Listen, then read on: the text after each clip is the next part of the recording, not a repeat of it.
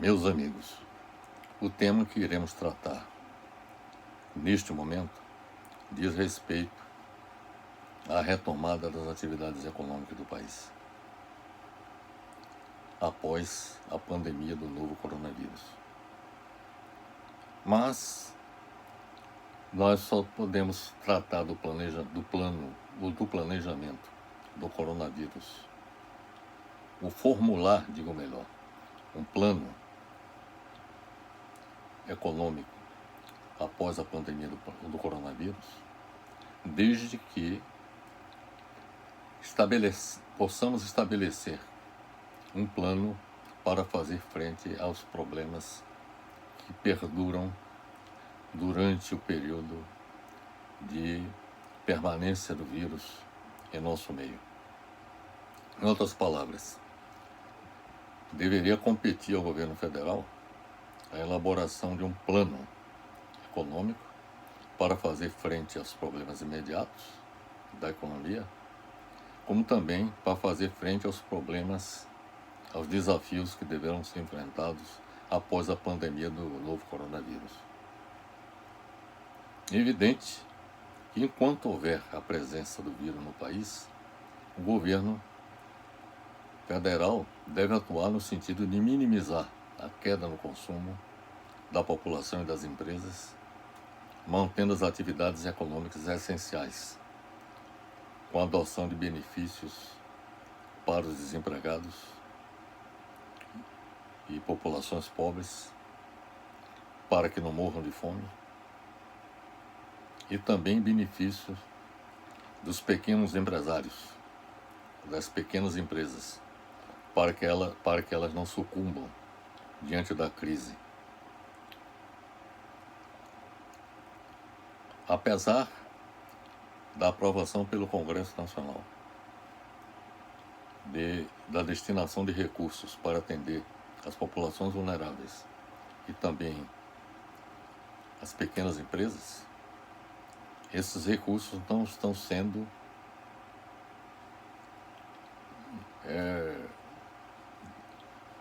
colocados à disposição de boa parte dessas populações vulneráveis e de boa parte das pequenas empresas.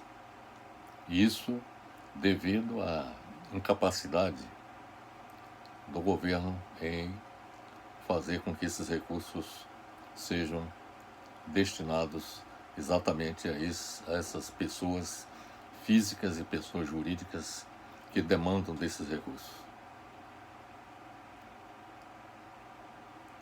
Os recursos que estão sendo destinados às populações vulneráveis e às empresas, como já disse, não estão sendo suficientes para atenuar os problemas que essas pessoas físicas e jurídicas enfrentam. Esta é a razão pela qual o isolamento social, que deveria estar em um nível elevado, em outras palavras, esta é a razão pela qual as pessoas saem às ruas em busca da sobrevivência, sejam essas pessoas trabalhadores, sejam empresários, que enfrentam imensas dificuldades na conjuntura que nós nos defrontamos. E, lamentavelmente, não existe um plano consistente, robusto, capaz de dar sustentação a essas pessoas físicas e jurídicas que enfrentam imensas dificuldades no momento que nós vivemos. As medidas em benefício dos desempregados e das populações pobres incluem a transferência de renda do governo para as famílias e a suspensão do pagamento de impostos por prazo determinado e a concessão de empréstimos a juros baixos para as empresas, tendo como contrapartida não realizar as demissões de empregados durante o isolamento social. O que eu quero dizer é o seguinte, que essas medidas em benefício dos desempregados e das populações pobres incluem a transferência de renda do governo para as famílias, que é o que está acontecendo, mas não está sendo o mais abrangente possível. e a concessão de empréstimos a juros baixos para as empresas, tendo como contrapartida não realizar demissões de empregados durante o isolamento social. Esses recursos de empréstimos para as empresas também não estão acontecendo no nível desejado pelas empresas, muitas das quais não estão conseguindo captar os recursos junto aos bancos que não liberam os empréstimos, porque muitas dessas empresas não dispõem da garantia necessária para que esses empréstimos sejam concedidos.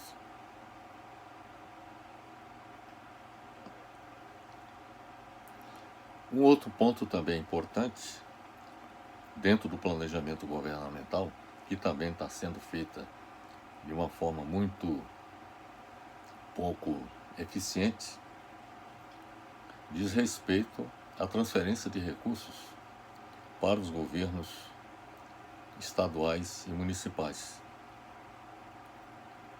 que se defrontam com a queda vertiginosa na arrecadação de impostos. Isso requereria que houvesse da parte do governo federal uma ação urgente, no sentido de que esses recursos sejam destinados. E isso já foi aprovado, inclusive, pelo Congresso Nacional, a disponibilidade desses recursos para que o governo federal possa transferir para as empresas, ou melhor, para os governos estaduais e municipais, a fim de que eles possam fazer frente aos seus problemas de enfrentamento do novo coronavírus, como também os problemas sociais concernentes às populações mais vulneráveis, enquanto perdurar o isolamento social da população. Portanto, um planejamento que contempla o atendimento das populações vulneráveis, dos desempregados, das pequenas empresas, sejam elas micro, pequenas e médias empresas do país, bem como o atendimento às demandas, às necessidades dos governos estaduais e municipais, são absolutamente necessárias e urgentes. O governo federal deveria ter um plano que possibilite a todos esses entes, pessoas físicas, pessoas jurídicas, governos estaduais e municipais, as condições para que todos eles possam enfrentar essa fase difícil de enfrentamento do vírus e de crise econômica profunda que se agrava a cada dia. Bem, então, um planejamento para enfrentamento dessas questões de imediatas, a responsabilidade é do governo federal. Lamentavelmente, esse plano não existe.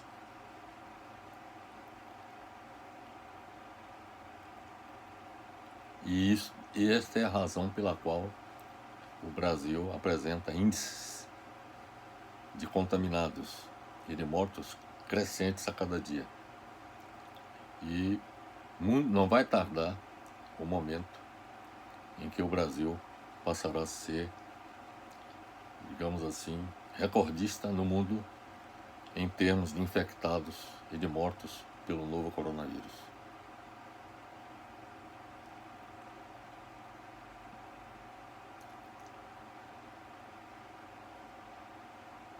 Um aspecto que é importante também observar é que, além desse plano de curto prazo, cujos aspectos principais nós abordamos há pouco, é importante que seja elaborado um plano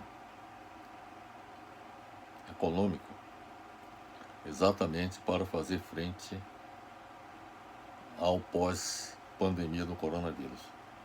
É necessário que o governo federal elabore um plano econômico e sinalize para a população e para as empresas exatamente quais são as diretrizes fundamentais que deveriam presidir as ações de todos os agentes econômicos no esforço de reativação da economia brasileira.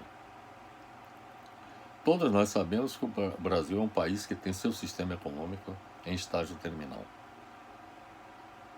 devido à vertiginosa onda de desemprego em massa e à falência generalizada de empresas agravadas com as medidas governamentais restritivas da atividade econômica para fazer frente à propagação do novo coronavírus, que está levando o Brasil à depressão econômica sem precedentes na história do país.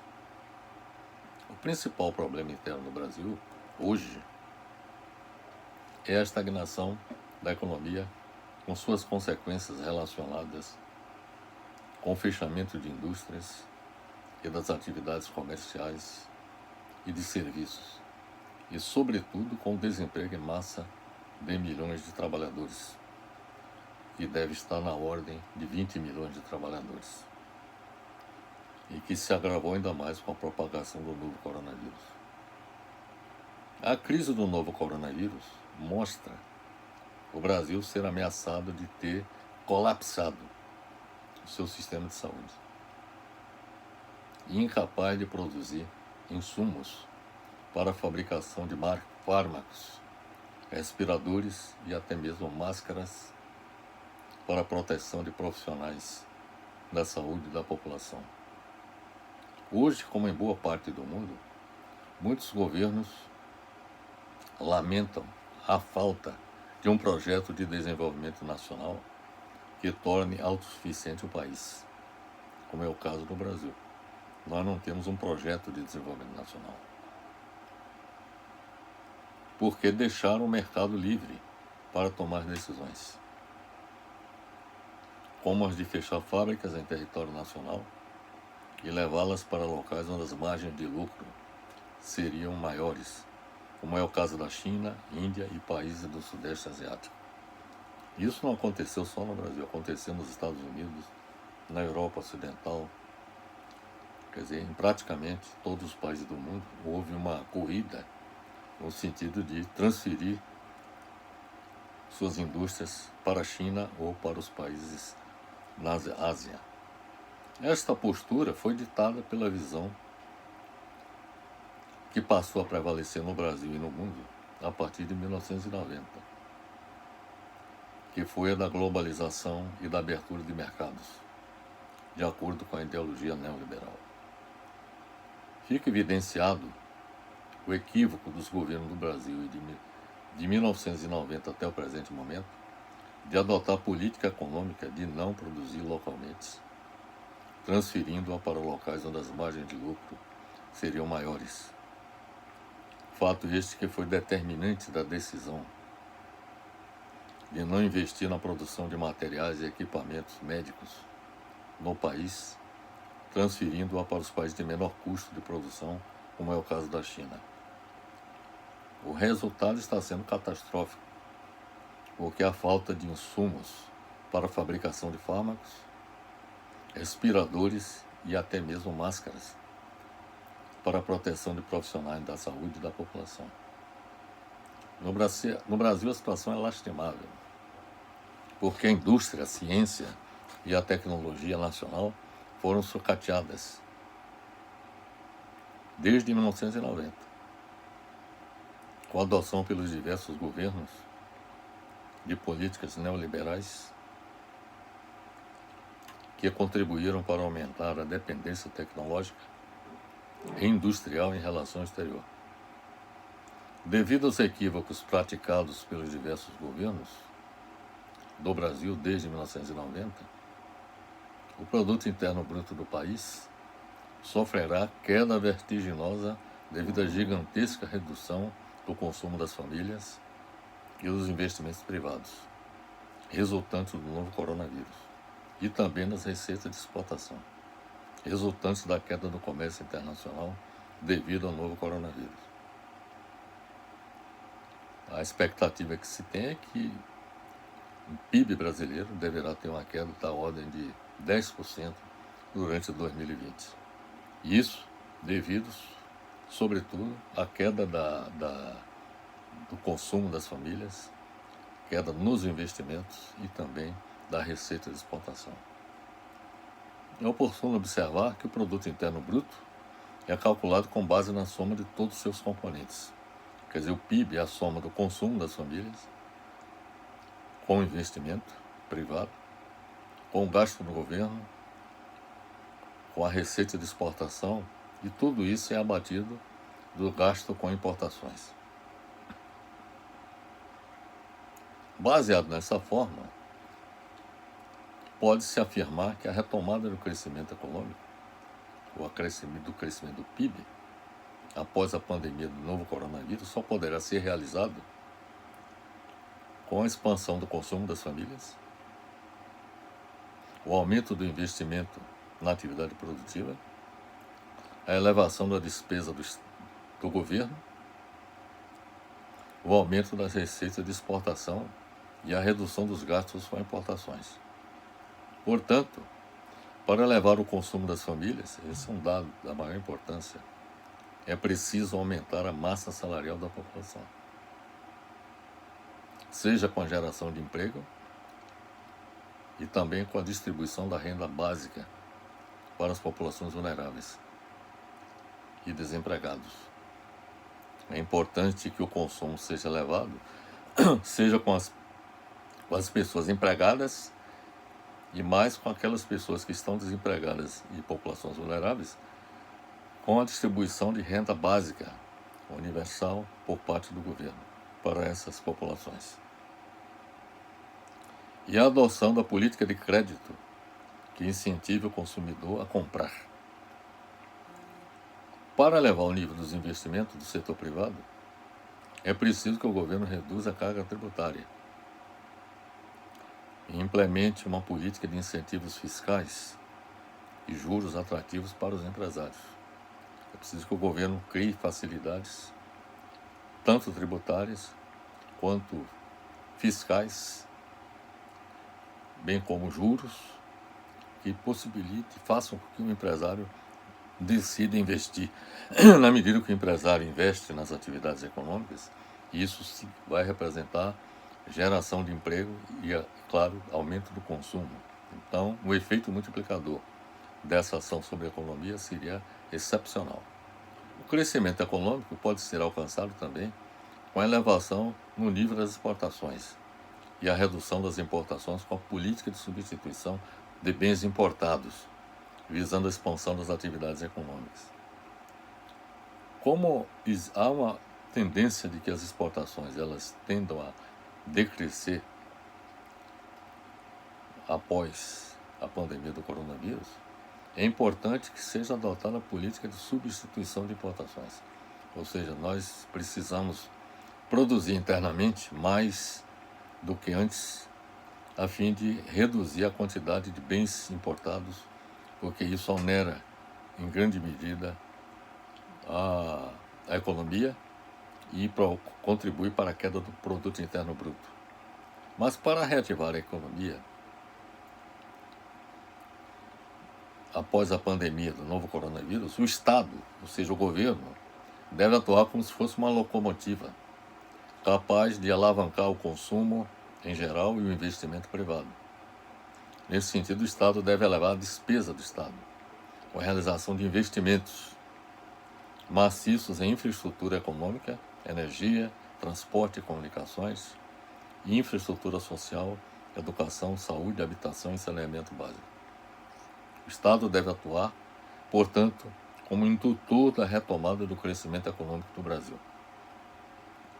E não assumir a postura atual, simplesmente uma atitude não proativa, simplesmente contemplativa de tudo que está acontecendo, sem adotar nenhuma medida capaz de alavancar a economia.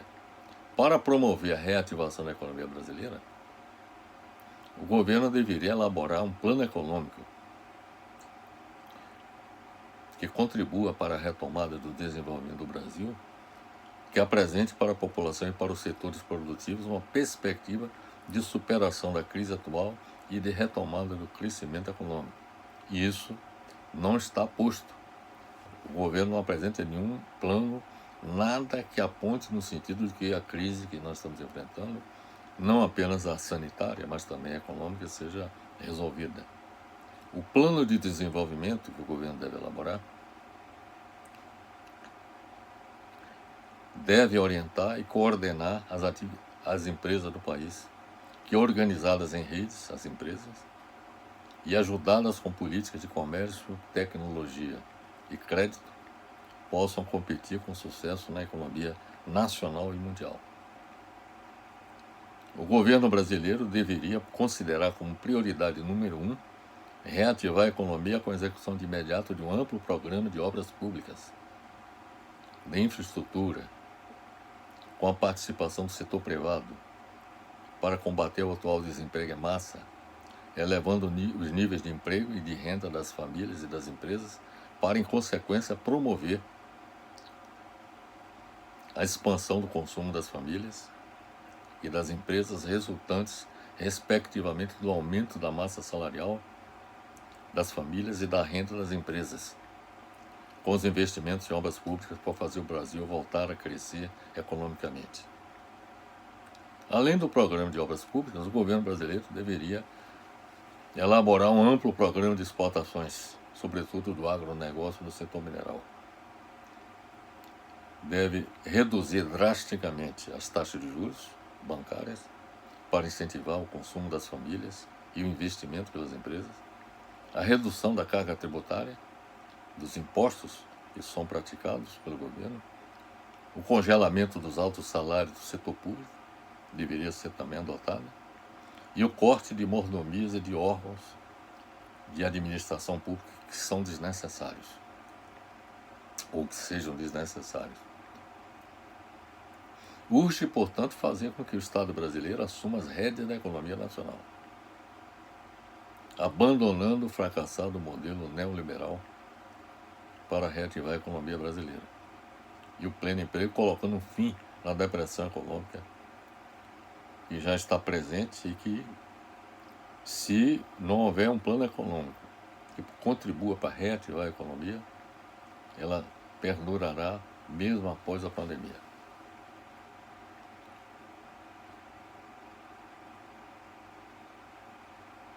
Todo o conjunto de medidas para reativar a economia, após a depressão econômica, resultante do combate ao novo coronavírus, deve ser complementado com medidas de combate ao desemprego e à pobreza extrema. O objetivo não é só reativar a economia em si, mas é importante que, em paralelo, seja elaborado um plano que esteja voltado para o combate ao desemprego e à pobreza extrema. Quer dizer, uma forma de combater o desemprego é reativando a economia, claro. Mas é necessário que, devido às dificuldades de que o desemprego seja eliminado com a reativação da economia, sejam adotadas medidas complementares para combater o desemprego e a pobreza extrema. Qual seria, então, a solução para atenuar o desemprego e a pobreza extrema na conjuntura pós-pandemia do novo coronavírus? A solução consistiria na adoção pelo governo federal, governos estaduais e prefeituras municipais de políticas públicas voltadas para o desenvolvimento da economia social e solidária, para atenuar o desemprego, e a implementação da renda básica ou renda mínima universal para atenuar a pobreza da população. Em síntese, implementar projetos na área de economia social e solidária para gerar emprego para a população e distribuir a renda básica universal para as populações vulneráveis que demandam desses recursos para sobreviver. Sobre a economia social e solidária, é importante observar que ela é uma forma diferente de gerar trabalho e renda em diversos setores, seja na atividade produtiva, nas cooperativas de crédito, bancos comunitários, nas cooperativas de agricultura familiar, na questão do comércio justo, nos clubes de troca. A economia social e solidária é uma importante alternativa de inclusão de trabalhadores no mercado de trabalho, dando uma nova oportunidade aos mesmos através da autogestão. Com base na economia social e solidária, existe a possibilidade, por exemplo, de recuperar empresas de massa falida. Por exemplo, empresas que faliram, você pode fazer com que ela retome suas atividades com o objetivo de gerar emprego. Ela, ao retomar suas atividades, não voltaria a ser como antes, uma empresa voltada para o lucro, mas exatamente para gerar emprego.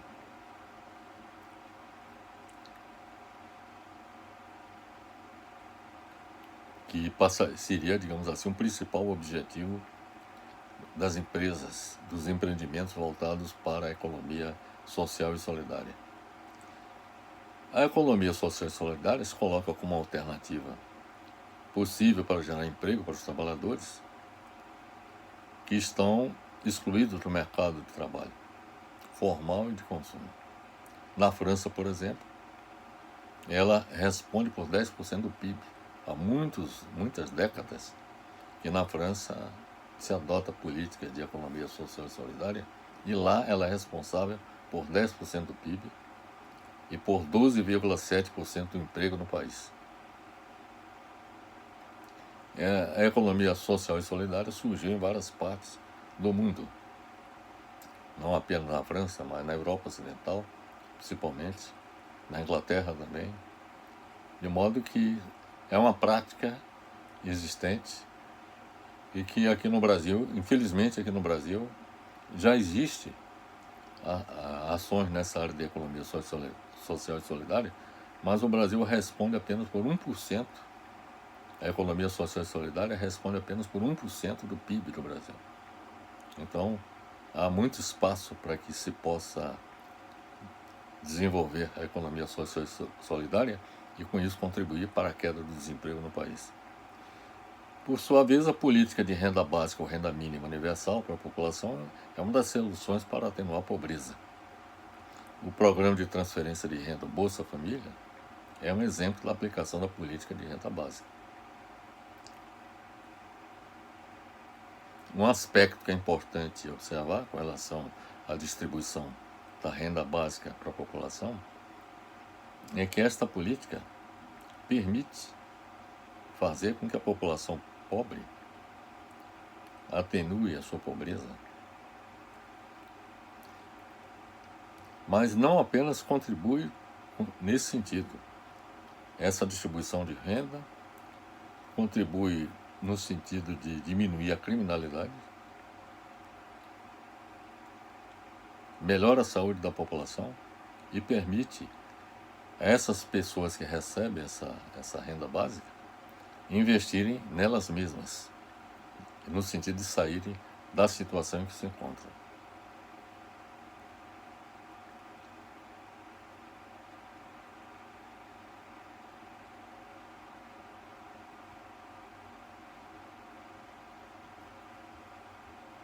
Para financiar todas as ações necessárias à reativação da economia brasileira e o combate ao desemprego e à pobreza extrema, no pós-pandemia do coronavírus, e também financiar as ações atuais que estão sendo adotadas pelo governo, o governo federal poderia adotar duas estratégias para financiar esses gastos todos. Primeiro, suspender, pelo período de 5 anos, o pagamento da dívida pública. A dívida pública interna, que corresponde a 48% do orçamento do governo federal. Ou, se não suspender, renegociar com seus credores, no sentido de alongar o pagamento. E na medida que alonga o pagamento, reduz os encargos anuais com o pagamento da dívida, e com isso o governo passaria a dispor de mais recursos para fazer frente às suas necessidades. Mas não apenas o governo poderia utilizar essa estratégia com relação à questão da dívida pública, ou seja, com a suspensão do pagamento por 5 anos ou com a renegociação desses pagamentos. A segunda estratégia diz respeito à utilização das reservas internacionais, de 362,5 bilhões de dólares existentes em fevereiro de 2020. Atualmente não tem um dado mais atual, mas o dado que eu disponho é de fevereiro de 2020, de 362,5 bilhões. E esses recursos poderiam ser utilizados para financiar exatamente todas essas ações, tanto na área sanitária quanto na área econômica, para fazer frente aos problemas do país na quadra atual, como também após a pandemia do novo coronavírus. Um fato que é importante destacar é que, com a permanência de Bolsonaro e de sua equipe ministerial no poder, e sobretudo de Paulo Guedes no comando da economia brasileira, que não apresentou antes e depois da pandemia nenhum plano de desenvolvimento econômico para o Brasil, o país será levado à bancarrota econômica e à desagregação política e social. A reunião ministerial do dia 22 de abril, exibida pela televisão, demonstrou que o Brasil é governado por um bando de irresponsáveis, mal-educados e incompetentes, que atuam descoordenadamente graças à incompetência do presidente da República.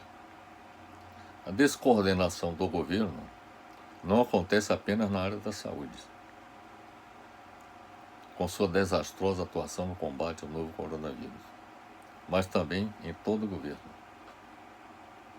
Além disso, na reunião ministerial, ficou evidente a tentativa de alguns ministros de elaborar o programa por eles denominado Pró-Brasil, que representaria uma ação indutora do governo federal para reativar a economia brasileira, e foi torpedeado por Paulo Guedes na reunião, que, movido pelo pensamento neoliberal, não admite que o governo assuma uma atitude proativa na promoção do desenvolvimento nacional. Portanto, meus amigos, nós precisamos urgentemente de um governo comprometido com o futuro do país. Para isso, ele precisaria, além de ter um plano econômico para fazer frente à crise, enquanto prevalece o vírus, o coronavírus, que está infectando e matando a população brasileira de forma crescente. Além desse plano econômico para fazer frente à conjuntura atual, nós deveríamos ter um plano econômico para após a pandemia do novo coronavírus. Essa é a contribuição que eu ofereço. Já publiquei um artigo exatamente sobre essa questão da reativação da economia brasileira, e foi publicado em vários sites, tanto no Brasil quanto no exterior. Essa é a contribuição, repito, que eu ofereço. Eu tenho uma experiência de mais de 50 anos de planejamento, tanto na área governamental quanto no setor privado. De modo que essas proposições que eu estou fazendo são lastreadas exatamente embasadas no conhecimento que eu adquiri. Além disso, sem falsa modéstia, eu posso afirmar, até pela capacitação que nós adquirimos com o doutorado que realizamos na área de planejamento territorial e de desenvolvimento regional no exterior. Quer dizer, com todo esse embasamento que eu tenho, eu resolvi oferecer essas sugestões, se eu acredito que sejam aquelas mais recomendáveis para fazer frente aos problemas que o país enfrenta no momento. De modo que ficam essas colocações da minha parte como sugestão. Espero que alguém do governo tome conhecimento delas e que possa levá-las avante a fim de que nosso país supere os desafios que se colocam no momento, como também aqueles que vão surgir após a pandemia do novo coronavírus. Portanto, meus amigos, são essas as considerações que eu tenho a fazer e desejar, finalmente, boa sorte a todos no enfrentamento do novo coronavírus e também no enfrentamento dos problemas de natureza econômica que eventualmente possam enfrentar. Então, um grande abraço para todos.